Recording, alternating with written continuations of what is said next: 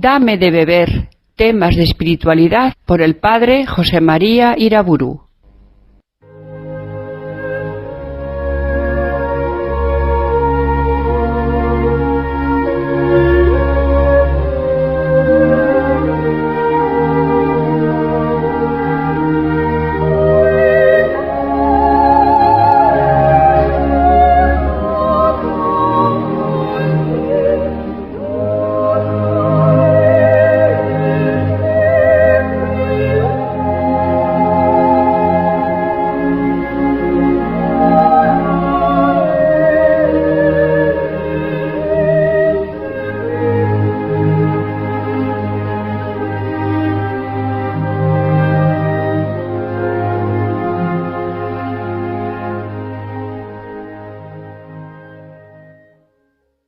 En el nombre del Padre, del Hijo y del Espíritu Santo. Santo eres, Señor, fuente de toda santidad. En esta hora de meditación a la luz de tu palabra, santifica nuestras mentes, ilumínanos con tu verdad y enciende nuestros corazones en el fuego de tu amor. Virgen María, ruega por nosotros. Intercede por nosotros que somos tus hijos. Todos los cristianos estamos llamados a la santidad. Todos. Los ignorantes y los cultos, los ricos y los pobres, los enfermos y los sanos, aquellos que psicológicamente son sanos y fuertes y aquellos otros que son débiles y enfermizos. Todos los cristianos estamos llamados a ser santos, lo mismo los laicos que los sacerdotes y religiosos. Recordemos aquel capítulo 5 de la Lumen Gentium en el Vaticano II. Todos estamos llamados a la santidad, es decir, a la plena unión con Dios, a la plena configuración a Jesucristo, el nuevo Adán. Recordemos aquellas palabras del apóstol Pablo en Romanos 8. El Padre Celestial nos predestinó a ser conformes con la imagen de su Hijo, para que éste venga a ser primogénito de muchos hermanos. Jesús exhorta a todos sus discípulos, no solamente a un grupo de elegidos, a todos les dice: sed perfectos, como vuestro Padre Celestial es perfecto. Mateo 5. Su palabra viene a ser un eco de aquella otra palabra antigua de Levítico 20, cuando dice Yahvé: sed santos para mí, porque yo, el Señor, soy santo. Jesucristo nos introduce a nosotros pecadores en la santísima familia trinitaria, pero nos dice que seamos santos como el Padre Celestial es santo. San Pablo en 1 Tesalonicenses 4 dice: esta es la voluntad de Dios, que seáis santos. Y en otro lugar, en Romanos 8, nos dice el apóstol que el Padre Celestial nos ha predestinado a ser conformes con la imagen de su Hijo, para que éste venga a ser primogénito entre muchos hermanos. Es decir, venga a ser como un nuevo Adán, que inicie una nueva raza de hombres santos, con una santidad divina, celestial, sobrehumana. Ese es el fin principal que la Iglesia procura en este mundo: la gloria de Dios y la santificación de los hombres. En efecto, desde el principio debemos tener muy claro que la Sagrada Escritura afirma muchas veces que la santidad es una nota exclusiva de Dios. La santidad es el rasgo ontológico propio de la naturaleza divina. Solo Dios es santo. Por tanto, la santificación que esperamos los cristianos de la gracia del Espíritu Santo es una santificación sobrenatural, sobrehumana, lograda por unas fuerzas de gracia divinas. Excede la santidad cristiana no sólo la posibilidad humana de obrar, sino la misma posibilidad de su ser. Todas las criaturas, y el hombre entre ellas, en la Biblia aparecen como no santas. Dios es santo. Los hombres no solamente no somos santos porque somos pecadores, no somos santos porque somos criaturas. Solo Dios es santo y por tanto solo Dios puede santificar al hombre, que es su imagen, haciéndole participar por su gracia de la vida divina. Así lo rezamos en la misa cuando decimos al comienzo de la plegaria eucarística segunda: Santo eres Señor, fuente de toda santidad. O en la plegaria tercera, cuando decimos: Tú, con la fuerza del Espíritu Santo, das vida y santificas todo. Es Dios el único santo y el único que puede santificar. Y Jesús, como ya lo dice desde el momento de la Anunciación el ángel Gabriel a la Virgen María, Jesús es el santo. Es el santo siervo de Dios. Hechos 3. Cristo, el santo, es el único que puede santificarnos, es decir, que puede hacernos participar de la naturaleza divina. Ahora, empleando el lenguaje del Nuevo Testamento, podemos afirmar que los cristianos somos santos, porque hemos recibido la unción del Santo, 1 Juan 2. Ya sabemos cómo al comienzo de la Iglesia se daba el nombre de santos, especialmente a los cristianos de la comunidad de Jerusalén, Hechos 9. Pero pronto el nombre de santos se extendió a todos los fieles cristianos, a todos los discípulos de Cristo, a todos los que por el bautismo habían recibido la unción del Santo, Romanos 16, por ejemplo. En esa calificación de santidad se trata, ante todo, por supuesto, de una santificación ontológica, una santificación que afecta al ser. Pero es esta santificación ontológica justamente la que, dándonos un ser nuevo, una nueva vida, una nueva participación en la naturaleza divina, hace posible y exige al mismo tiempo una santificación moral. Sed santos, porque yo soy santo. El nuevo ser que hemos recibido al volver a nacer en el bautismo está pidiendo y está haciendo posible un nuevo obrar, una vida espiritual y moral verdaderamente santa. En efecto, Jesucristo va a comunicarnos el Espíritu Santo, el Espíritu Divino, que haga posible en nosotros esa participación filial profunda en la misma santidad de Dios.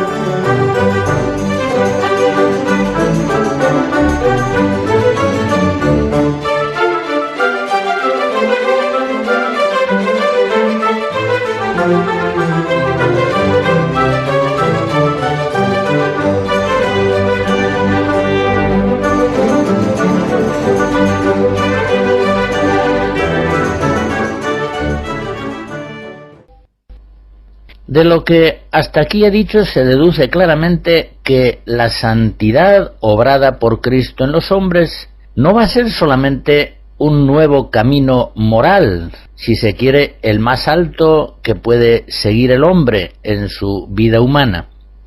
Es mucho más que eso. La santidad instaurada por la fe en Cristo consiste primariamente en una elevación ontológica, una elevación que afecta a nuestro propio ser.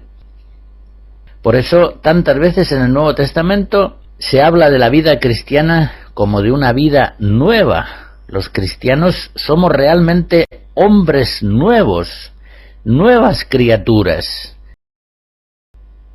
Por tanto, la santificación obrada por la gracia de Cristo no produce en el hombre un cambio accidental, un cambio que afecta solamente a su conducta moral, dignificándola. No, es algo que afecta en primer lugar al mismo ser del hombre, y que sanando la naturaleza humana y elevándola a un nivel nuevo, divino, afecta al mismo ser del hombre, transforma su naturaleza.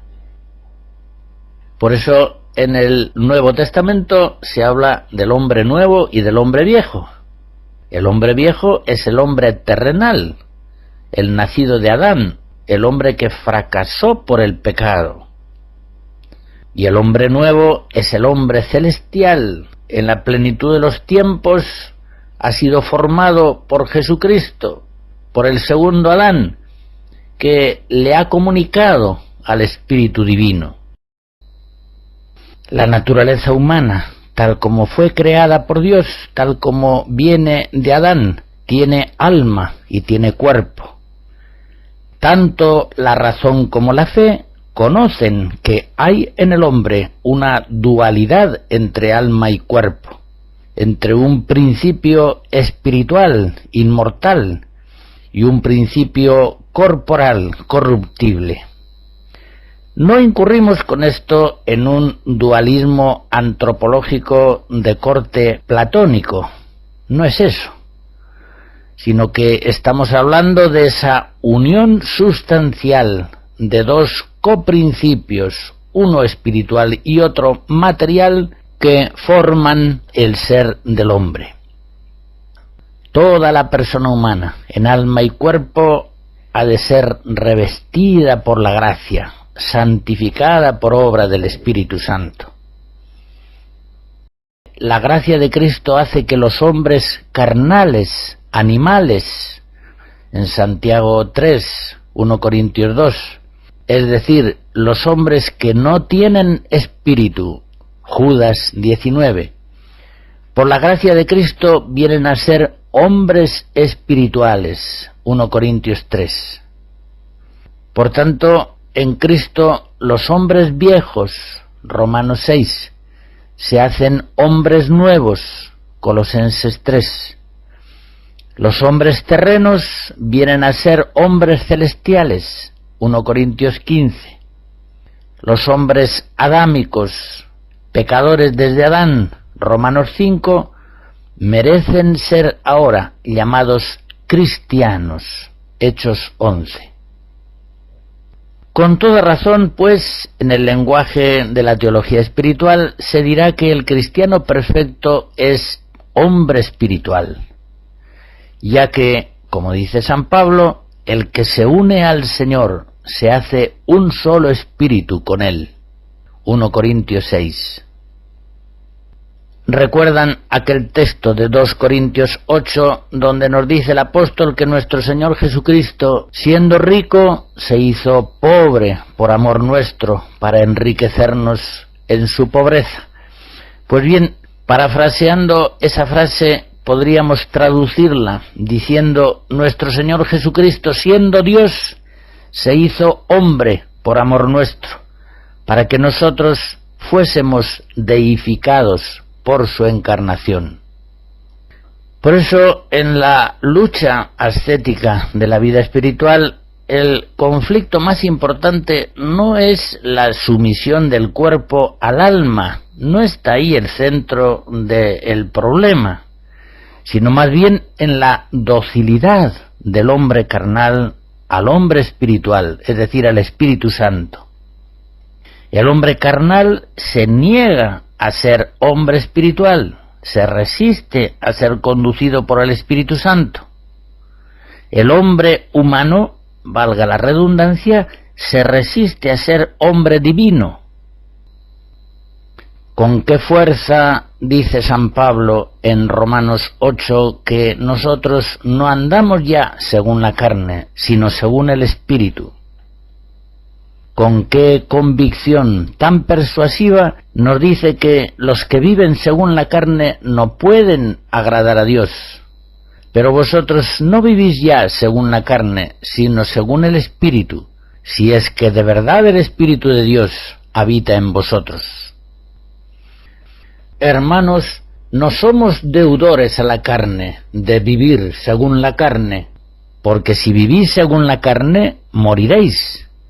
Pero si con el Espíritu mortificáis las obras de la carne, entonces viviréis. Efectivamente, los que son movidos por el Espíritu de Dios, estos son los hijos de Dios.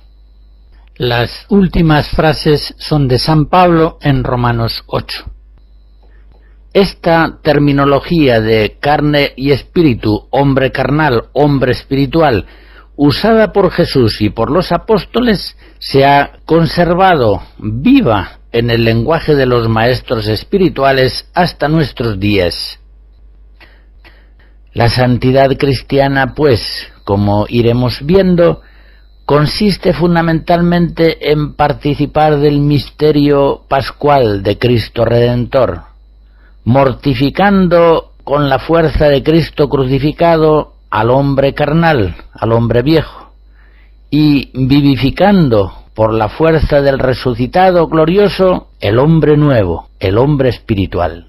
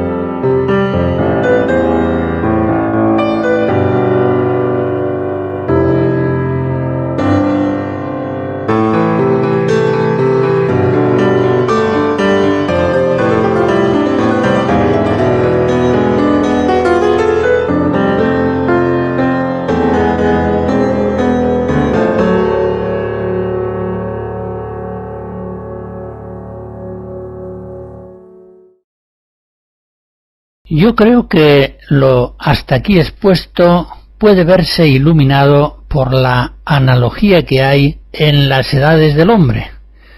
El hombre es niño en su comienzo hasta ser adulto, y el cristiano comienza por ser carnal hasta venir a ser hombre espiritual.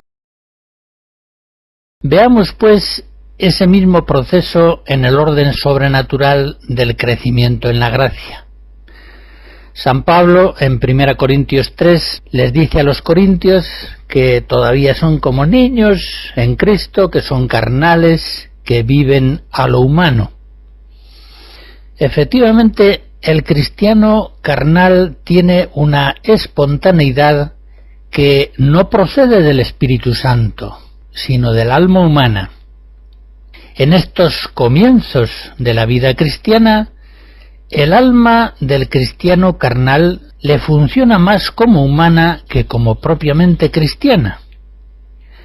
tiene, sin embargo, la naturaleza cristiana, tiene la vida de la gracia, y por eso tiene la capacidad, el cristiano carnal, de ser conducido por normas de la Iglesia o por cristianos espirituales hacia conductas propiamente cristianas.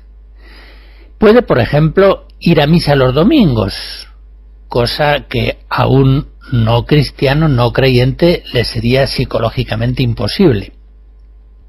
Eso sí, cuando cesa esa estimulación de las normas de la Iglesia o de las personas mayores, el cristiano carnal, abandonado a sí mismo, recae en su espontaneidad meramente humana. Concretamente, en cuanto al ejemplo que hemos puesto, deja de ir a misa. Ya se ve pues que apenas tiene uso de fe el cristiano carnal. Apenas su alma le funciona como cristiana, sino más bien le funciona habitualmente como humana.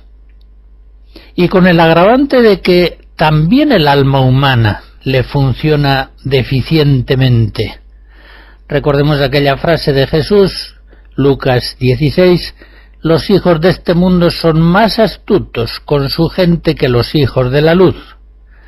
No le funciona bien el alma humana porque el cristiano carnal está destinado a vivir como cristiano. Su vocación es vivir según el Espíritu, en fe y caridad. Eso nos está mostrando la necesidad de cristianos verdaderamente espirituales, que estimulen, ayuden el crecimiento de los cristianos carnales. Los santos, concretamente, no son un lujo en la vida de la Iglesia, son una necesidad. Si faltan hombres verdaderamente adultos, los hombres niños no llegarán a ser verdaderamente hombres. Y de una manera semejante, si no hay cristianos espirituales verdaderamente santos, los cristianos carnales no llegarán a ser verdaderos cristianos. Caracterizaré finalmente al cristiano espiritual.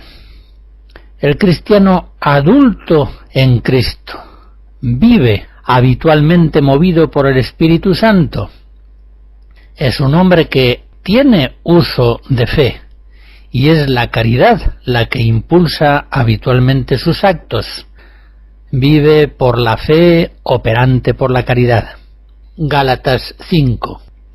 Su conducta espontánea es ya una conducta cristiana, procede de la gracia, procede de Dios que habita en él. Por ejemplo, ir a misa los domingos ya no es para él una exigencia moral enojosa, en cierto modo violenta, impuesta desde fuera por normas o por otras personas mayores, sino que ir a misa los domingos es para él una exigencia interior que realiza con facilidad y con gozo. Y notemos que un mismo acto cristiano, por ejemplo ir a misa, aunque materialmente coincida con el acto de un cristiano carnal que va a misa, es cualitativamente distinto, pues el acto cristiano espiritual procede inmediatamente del Espíritu Santo, que actúa ahora en el cristiano espiritual como su principio intrínseco. El Espíritu Santo viene a ser en el cristiano espiritual el alma de su alma. En fin, resumiendo, la santificación ontológica del cristiano ha de producir en él una progresiva santificación psicológica y moral. Esto es crecer en la gracia, crecer en Cristo. Esto es pasar de cristiano niño a cristiano adulto. Salir ya de cristiano carnal para venir a ser cristiano espiritual, habitualmente movido por el Espíritu Santo.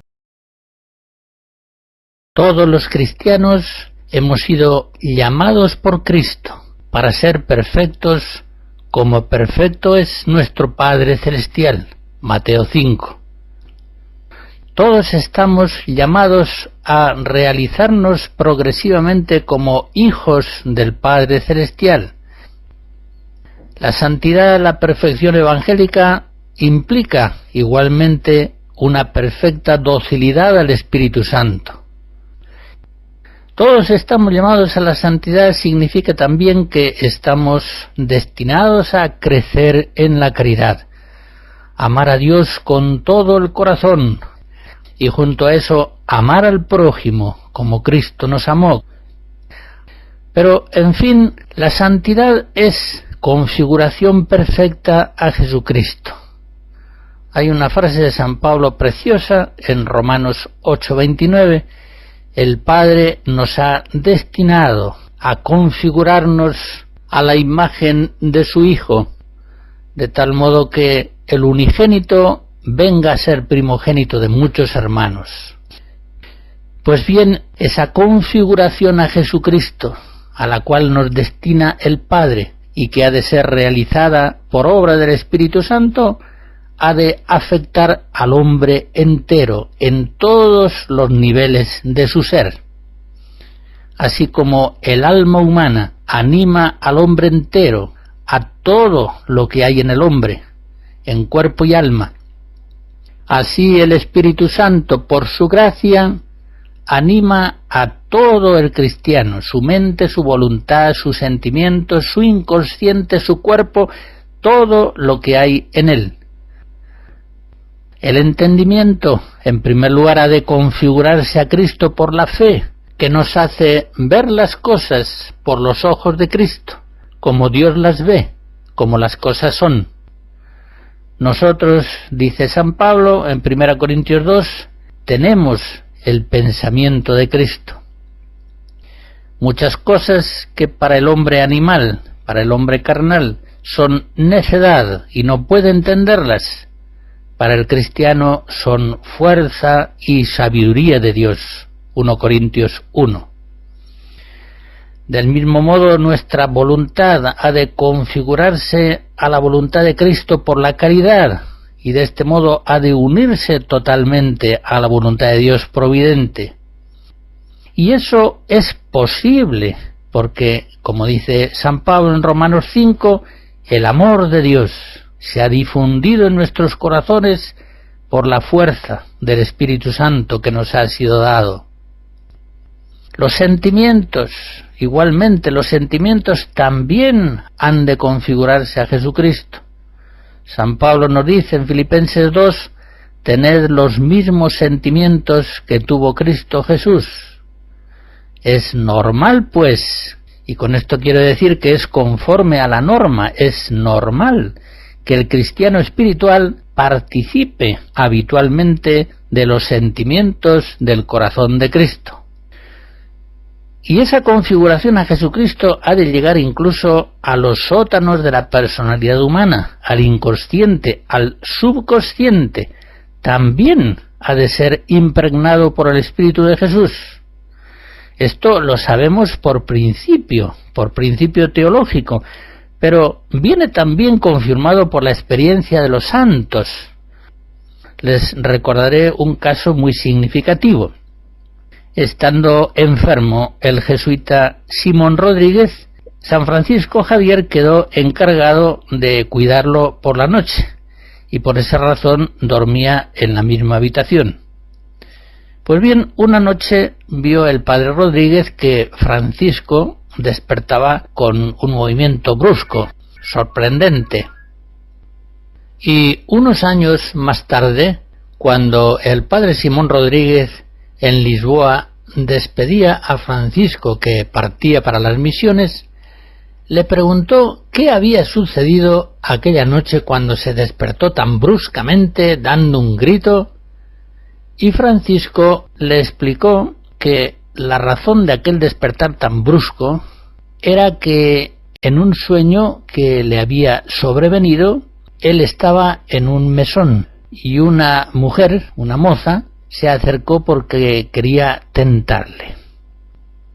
Bien, pues en ese despertar brusco, violento de Javier, estamos viendo cómo el Espíritu de Jesús estaba ya tan arraigado en Francisco que, aun estando dormido él, producía los actos propios de la virtud, en este caso de la virtud de la castidad.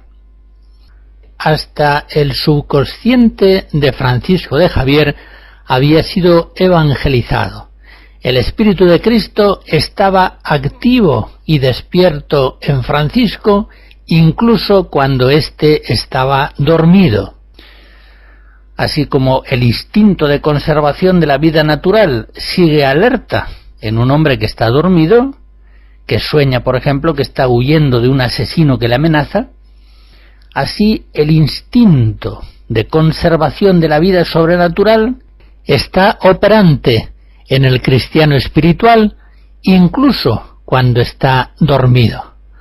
Por tanto, la configuración a Jesucristo ha sido en él tan perfecta que afecta no solamente al entendimiento y a la voluntad, también a los sentimientos e incluso hasta el mismo subconsciente.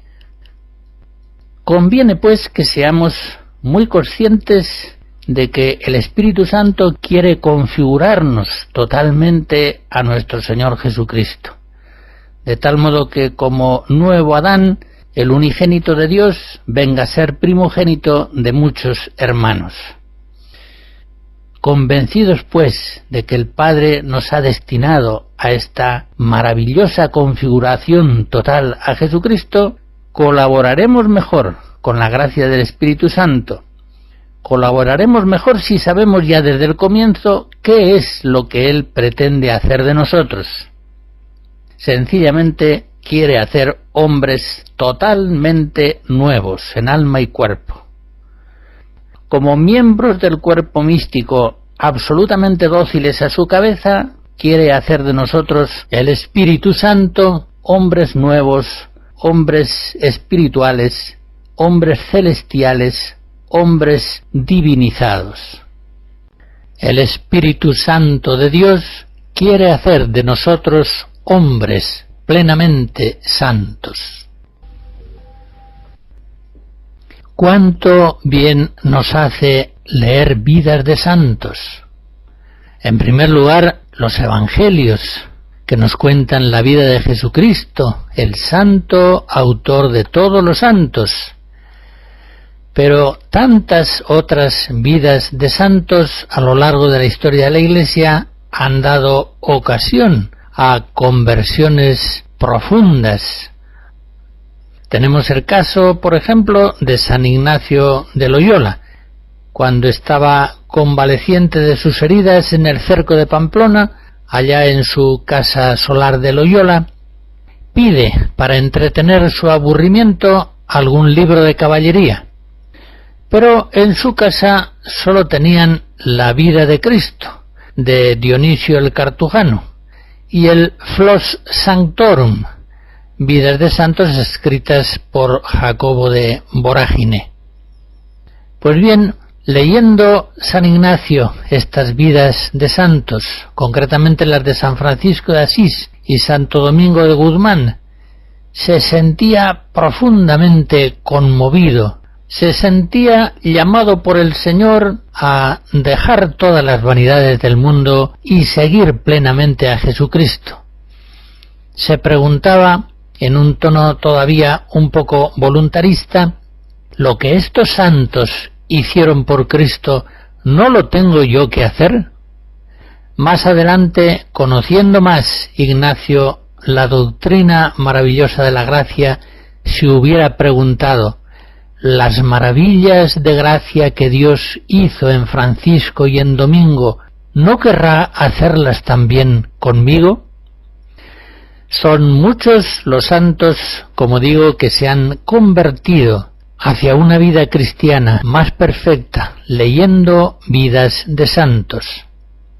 Estas hagiografías tienen muchas veces un poder fascinante, sobre todo cuando están escritas por los mismos santos, El caso, por ejemplo, de la vida de Santa Teresa de Jesús, escrita por ella misma. O, por ejemplo, el caso de la vida de Santa Catalina de Siena, escrita por otro santo, digámoslo así, el beato Raimundo de Capua, dominico, director espiritual suyo durante años. Son vidas en las que la figura del santo refleja de un modo fascinante la figura de Cristo.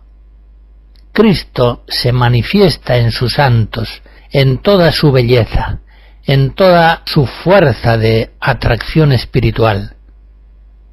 El Espíritu Santo, cuando nosotros leemos vidas de santos, nos desengaña de muchos errores, de muchas falsas fascinaciones del mundo, y enciende en nuestros corazones la llama de la verdadera vocación a la santidad, que es justamente la vocación cristiana.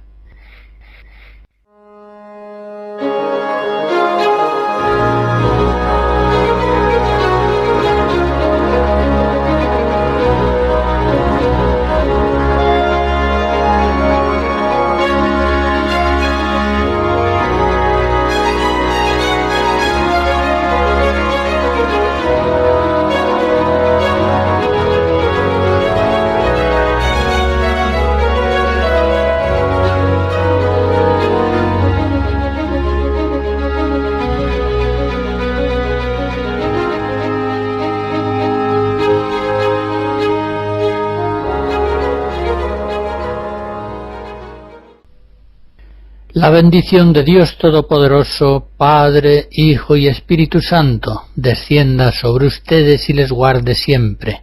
Amén.